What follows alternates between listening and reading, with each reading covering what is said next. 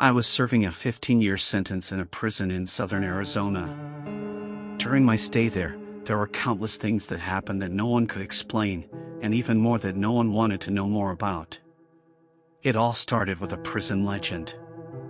Supposedly, years ago something awful and unexplainable happened in the prison. Every morning we'd be woken up and expected to stand near the front of our cells while guards visually confirmed we were present and accounted for. Apparently about a year before I got sent there, the most brutal and unexplainable thing happened during one of these routines. A man who had a cell to himself looked very off during this check.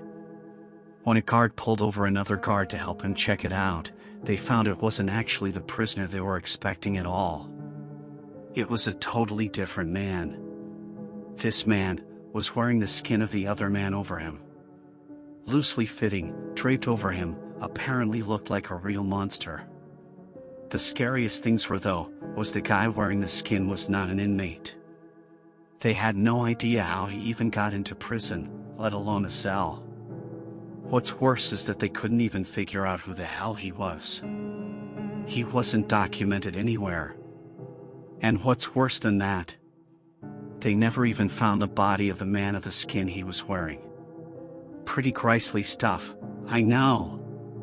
And I realize that's not the go-to definition of a skinwalker, but that's what the prison called him. The Skinwalker. Didn't help that the guy never talked apparently. Anyway, that's what started the whole Skinwalker superstition around the yard. Apparently the guy got shipped to a different spot about a month after it happened, and just about everyone in Gen Pop felt all the better for it. I heard about the story on the second day of my stay. Hell of a story to hear to place in your home for the foreseeable future. Now, apparently, skinwalkers are tricky to point out on the spot, but if you manage to survive around one for more than a minute or two, almost everyone can tell the mannerisms are all off. They can mimic human speech but not replicate it. They twitch manically. They have an unnatural gait while walking. But apparently they got better with experience. The old Navajo guy, his name was Carl, said that he was sure there was an actual one among the prisoners, slowly picking us off over the years. He called it the Grandmaster Skinwalker at one point. Apparently he thought it had human mannerisms down so well that you might not even be able to tell if it was your cellmate for a day or two. It had to be good, he posited one night. He would expect a skinwalker to jump at any opportunity for a kill. But this one realized it had a revolving door of people to kill coming to it, and masterfully bided its time, as Carl thought, for years. A lot of guys found humor in it. A lot more were really on edge about it. Every once in a while in prison, people snap. Sometimes you'll find your cellmate swinging in front of your bunk, strung up around the neck by his pant leg. Sometimes you just can't take it anymore.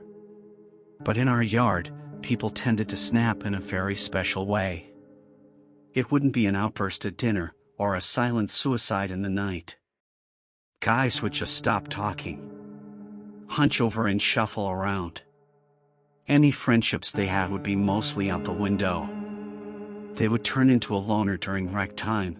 They would let their hair hang in front of their face. No one liked to talk about it. Like if they did, it would happen to them next. I felt the same way. I didn't know if it was a skinwalker, or just people going crazy. But I didn't want to find out. It wasn't clockwork or anything, but every time someone snapped in this way, it wasn't more than a couple weeks before they were shipped off or transferred to God knows where without anyone else knowing beforehand. Then there was the nighttime occurrences. Short, loud bursts of sound echoed through my cell block during all hours of the night on a regular basis. It sounded like a mix between a pig's dying squeals and nails on a chalkboard. Just another thing no one liked to talk about. Even scarier were the shadows and footsteps. The block was dimly illuminated in the night by a few lights hanging from the ceiling outside the cells.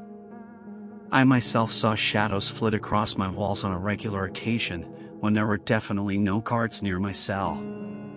One time near the end of my sentence, I woke up, looked at my back wall and found a perfect silhouette of a person standing there, but when I looked, my bunkmate was asleep, and no one was outside my cell.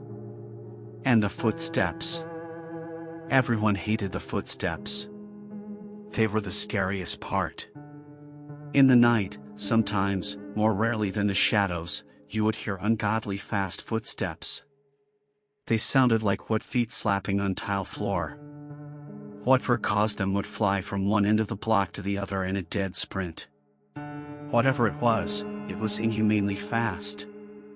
If you happened to be awake before it started, by the time you heard the footsteps on one side of your cell and whipped your head around to see the thing run by, it sounded like it was 3 cells past you.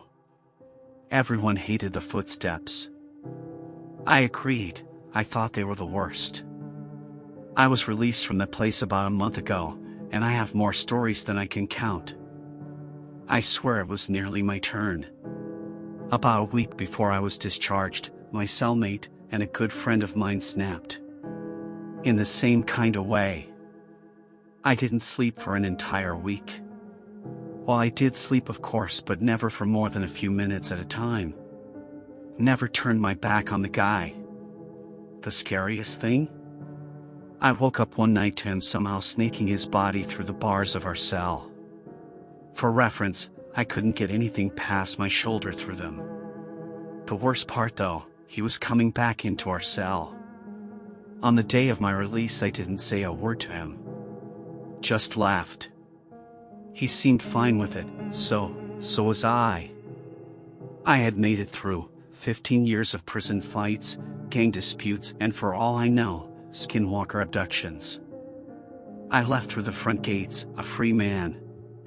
As I walked along the fence for the rec yard, I spotted my cellmate, standing off on his own, like he had for the last week or so.